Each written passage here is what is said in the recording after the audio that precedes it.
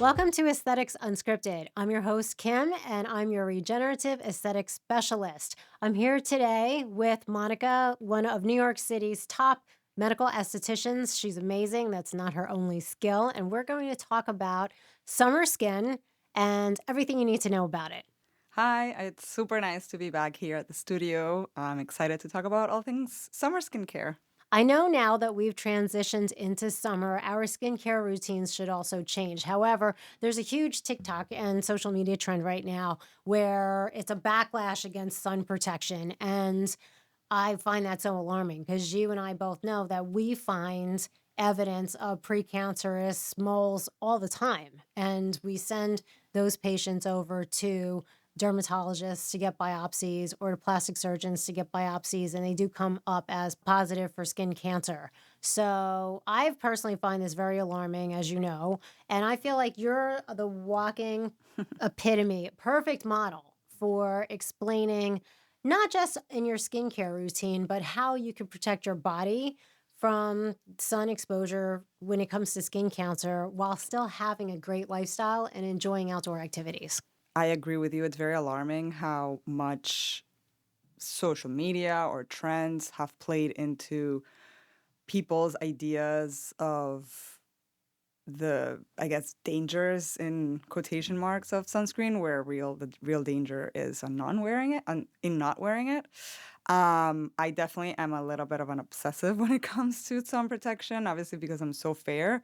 But I also always remind people that, of course, the number one thing is skin cancer. That should be the main concern. But let's be real, most people are not really thinking about that. So I always say it also is the number one aging factor. So if that's what's going to get them to protect themselves, at least that, so that they don't look like a wrinkled prune or whatever in a few years. But yeah, so me personally, I'm always year round, regardless of the weather, the time of year. I'm always wearing sun protection in the morning before I leave my house. That's the last thing in my skincare routine. But when the summer comes around, I definitely step it up a bit more. I am more diligent about reapplying my sunscreen when I'm going to be walking outside. If I'm spending time outdoors, obviously reapplying.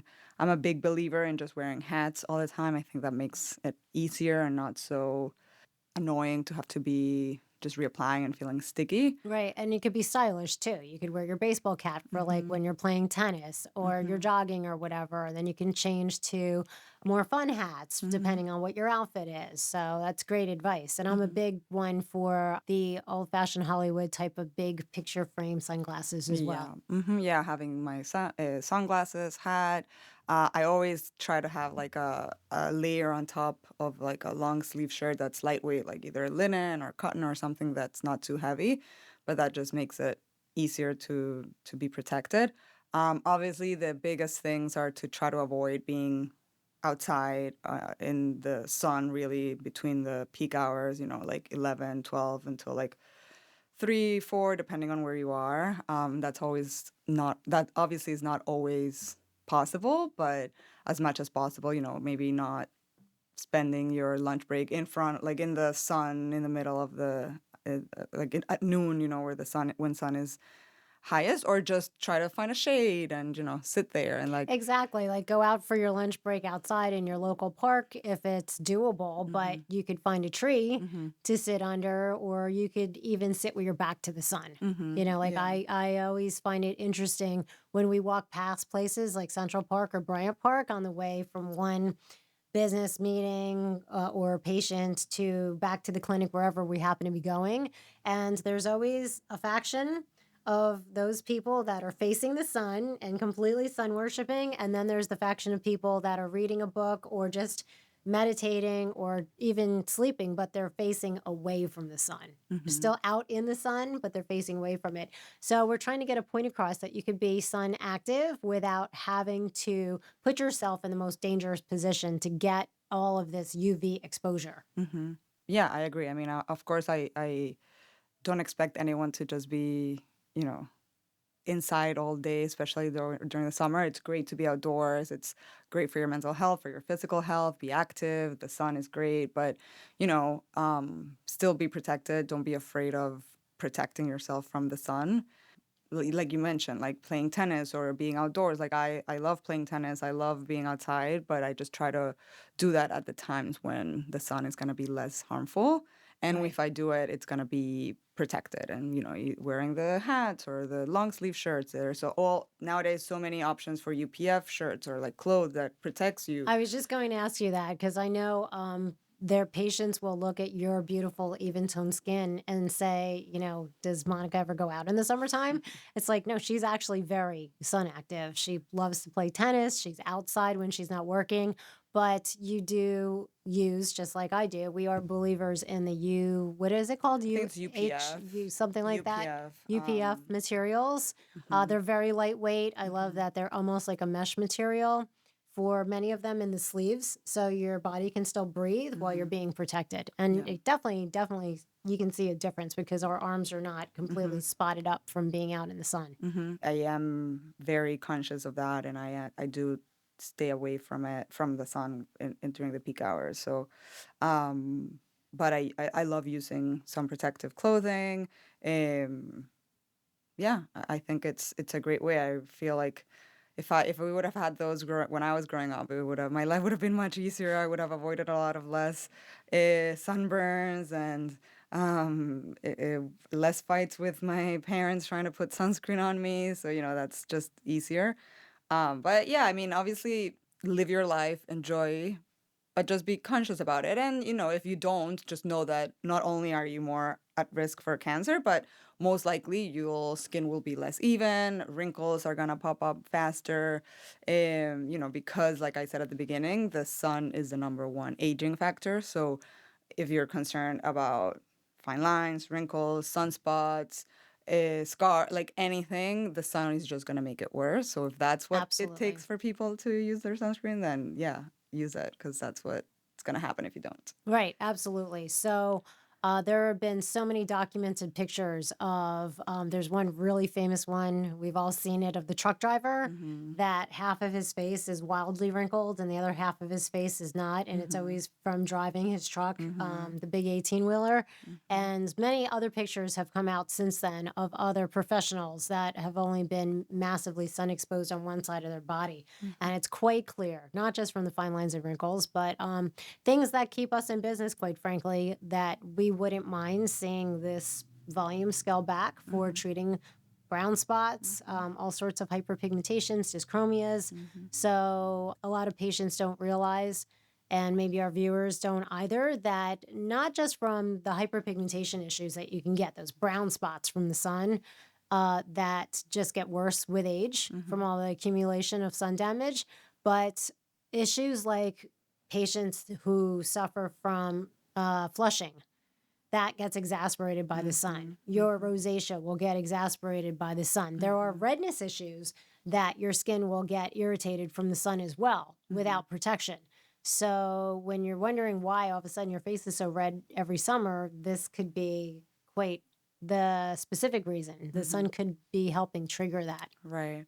Yeah, I mean, I think the sun exposure, also the heat, just in general, like a lot of times, both with the redness, flushing, and rosacea, also melasma, I feel like as a pigmentation Absolutely. issue, it's not only the sun itself that can trigger it and make it worse, but just the heat, which it's hard because it's summer and it's gonna be hot, so Right. it's a little bit trickier to manage. But just trying to maintain and keep the skin cool, so maybe like when you're outside and walking or in the subway or wherever you are, keeping a fan so that you're at least minimizing some of that heat that's in the skin, can be helpful.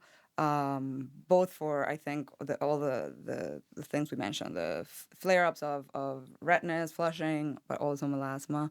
So I think that those are specific things that in the summer can definitely get worse. Absolutely. Um, but there's definitely a lot of things that can be done or can be changed during those months to mitigate those things. So what do you specifically change anything in your routine over the summer, or how do you handle your routine in the summer? So for myself, when it comes to sun exposure to my body, of course, our body skin is more resilient than our neck, face, and décolleté are, and the back of our hands. Those are the areas that are most prone to showing sun damage right away. So when I'm on the beach, which is not that often anymore due to my work schedule, I will make sure that I have an umbrella, or if I'm on vacation, there's a cabana. So I'll put sun protection, I'll put SPF on whatever body parts are exposed while I'm laying under the cabana. But from the breasts upwards, I'm always underneath. That part of my body is underneath the cabana. So I still have a hat. I still have the sunglasses, but I'm also under the shade of the cabana. And then I have SPF on the body. And then if I go in the water, the second I'm ready to go in the water, I put on more, and then I put it on again as soon as I get out of the water. So those Yeah. are big changes that I make. But as you've seen, I also use the sun protective clothing. So whether I'm playing tennis or I'm just out with my dogs or anything else, I always have those longer sleeves on. We can't stress enough, Monica and I, that they are cool. You are not going to sweat to death in these. They'll keep you cool and they'll keep you protected, especially if I've had any kind of a procedure recently, like an IPL, which we usually reserve for the winter months. But if you're not that sun active, you can still do treatments like intense pulse light for redness, rosacea, or brown spots during the hot summer months. You just have to be very anally aware of what your sun exposure is. So if I'm waiting at a light to cross the street, I always turn my back to the sun. No matter how it might seem a little inconvenient, you can just glance over your shoulder and make sure you know when to cross. I'm very aware. My awareness expands over the summertime, and I think that's my biggest point of advice. Besides, as you mentioned, reapplying your sunblock properly. Like if you're at the beach, you need to reapply it every 2 hours. You need to reapply before and after water activity. Or if you're doing any kind of sport, same thing. If you're sweating, you need to know to reapply every 2 hours. Can seem inconvenient, but as we both know, sunblock comes in all different forms now. You can get stick sunblocks that are very small. You can get medium-sized ones. They don't have to be those large containers. So you can make it easy. Everything fits easily into your lifestyle now. It's just a little bit of awareness that you need to have and exercise that on a daily basis. None of us are perfect, but once you condition yourself to being aware of your sun exposure and protecting against it, it's really, really easy to just have that come second nature.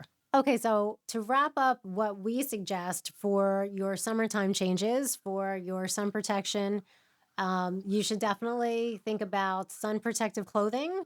You should definitely use an SPF for the body that I do suggest at 50 or higher. Remember, that doesn't mean the strength of the SPF. That means how often you need to reapply it. And be aware of where you're laying and where you're sitting and where you're walking. When you're out in the sun, especially during those hot spot hours, like Monica said, between, depending on your region, the hours of 11 to 2 or 11 to 3, you want to pick some shady spots. Do yourself a favor. Right, because aging skin happens to your body, not just your face. You're absolutely right with that. And so let's talk about skincare products now, and your face, neck, décolleté, and the back of your hands also. However, for our younger viewers, can you please share your secrets? Not just what do you suggest with patients on how they can tweak their skincare routine for the summer, but what do you yourself do? Well, it will definitely always depend on their skin, and their concerns and what they are looking to achieve with their routine and just what we're working on at the clinic, or if even if not at the clinic, what they are looking to achieve. Obviously, in the summer months, it's hotter, it's more humid, probably, depending on where you are. You're probably sweating more. So, again, we already stressed this a lot, but sunscreen is always going to be the most important. But then, usually in the summer, a lot of people can um, get away with maybe using less moisturizing or less layers of products. So sometimes for me particularly, sometimes I'll skip the moisturizer and just use a hydrating serum under my sunscreen. So that to me is enough. Obviously, again, it depends on everyone. Some of my patients or clients are going to be more dry and they still want to have that layer of moisturizer before their sunscreen, even during the summer. So that's totally fine. But that's one area where I think a lot of people can make an adjustment, is to either skip that moisturizer or switch to a lightweight one that's not going to be as occlusive. or it's not gonna make them feel as sticky over the summer when they're sweating or when it's hot outside. Other things that probably because we are sweating more, sometimes there's an increase in maybe congestion or breakouts, especially. Well, actually, I was gonna say especially for younger, but I think it can happen at any age. So maybe having some gentle exfoliation throughout, either in their routine or once or twice a week, maybe having like an enzyme mask or something like that that they can just reset for once or twice a week. But ingredients like salicylic acid can be very helpful for that excess oil production. Um, I personally like to use that. Enzyme peels, The enzyme very, peels, very yeah. gentle. That's very gentle. Again, it will depend on each person. Obviously, your antioxidants every morning, because antioxidants are gonna kind of be a booster to your sunscreen in the morning to Yes. help protect against the free radicals, which that's a bit of a deeper conversation. But yeah, like the damage that the sun will create on the skin, if you pair your sunscreen with a vitamin C or any antioxidant that you can tolerate under that, it's gonna help to protect you from that damage. So obviously, great year round, but especially in the summer, it can be helpful. Not everyone can tolerate a vitamin C. I personally can't, so that's not something that's in my routine. At least not in like a pure form. I Right. love our Vital C, like our cream. That one has a bit of antioxidants, so I'll use that. Just to pause for a second, I love what you said about for patients that don't feel like they're having imbalanced skin when it comes towards dryness, Hmm. such as yourself in the summer months, that you can not have to have a second moisturizer, but Hmm. you're happy with the level of performance of your serum Hmm. and then your SPF put on top of that. Yeah, You don't feel dry, you feel really balanced. right. Like I said, a very basic, important, or very basic, good routine for summer months, in my opinion, would be having a antioxidant, vitamin C type in the morning with maybe a hydrating serum if necessary under your either moisturizer or sunscreen. Right. And then obviously every night cleansing, washing your face. Especially, I do this year round, but especially in the summer months, double cleansing because hopefully you're using a lot of sunscreen. So you Right. want to really cleanse the skin without stripping it. You don't want to feel tight or dry after cleansing, but you want to make sure that you've eliminated all that sunscreen, all that sweat, all that pollution from the street, all the dirt, and then do your next step. So it could be like an exfoliant, it could be an exfoliating toner, which is going to be a little bit more gentle, but still kind of give you those important ingredients that can help with the health of your skin. Then it can be also another hydrating serum, a moisturizer, or another ingredient or another serum that will target whatever you're concerned with. If it's redness or if it's your pigmentation or acne, also obviously. Right, exactly. I know it's hard and it's really confusing because we're used to targeting Hmm. our advice to each individual person Right. as their skin is right in front of us and we know exactly what they need for lifestyle and for their health of their skin needs. Hmm. But in general, there's been a lot of scientific evidence that continues to prove right through 2026 that antioxidants, as you mentioned, especially in particular vitamin C, but also green tea extracts, uh, green tea extracts in their skincare can be very calming. Hmm. Both of these ingredients have been proven to boost not just your SPF, but your own body's ability to protect itself against UV exposure from the sun. Hmm. So I think that's excellent advice. Hmm. And, just to dumb it down, if somebody's like, all right, I get that they're talking about they're used to customizing things, but from what I'm understanding, I think the easiest advice for a younger person is like you said, understand your skin. Are you oily? Are you dry? How often are you out in the sun? And can you keep your moisturizing just for at night? Hmm. And yes, you should keep your exfoliation down to once or twice a week and do that at night and always follow with your moisturizer. And if you're not dry during the daytime, as you said, you could maybe nix your moisturizing use, but definitely don't forget to use your serum and follow up always with your SPF. Hmm. Yeah, I think that's all excellent advice. Love it. Hmm. I also want to make it a point because I know this was me for most of my life. I could be a complete grease pit in the summertime, Yes. especially when I was in my 20s and my Hmm. teens. And I hated it back then. Like I despised it back Yeah. then. I wish my skin was more oily now. Yeah. Well, also I think it's a trend now to have that glowy, dewy look. So I think luckily for all of us oily girls, it's not obviously you don't want to be like an oil ball and that's uncomfortable for most people, but I think the matte like dry finish is kind of off trend. You're right. You don't want to walk around looking like an oil ball, but we do want to remind our oily viewers that you still need to balance your moisture. And as you mentioned, Monica, using a toner, whether it's a little bit of more of an active toner like our SNS Obsessed toner, or it's a just a straight up just hydrating toner that has no enzymes, no acids, nothing exfoliating in it whatsoever, those are all going to help balance your pH. So, really important, I think, and especially in the summertime, you don't want to strip your oils completely. And when your body is hyper producing oil, it means that your pH is out of balance and your moisturization is actually out of balance. And the less you moisturize, the more oily your face is going to be, not the other way around. So, for our younger viewers, Monica's 100% correct.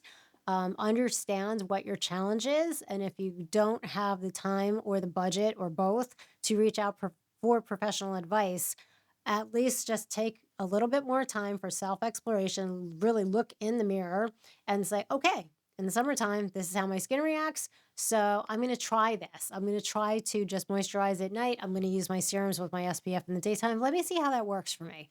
Or, the other way around. Or, as you said, for a drier skin person, potentially go out and find a lightweight moisturizer that works for you and still moisturize in the morning and at night as your last step right before sunblock.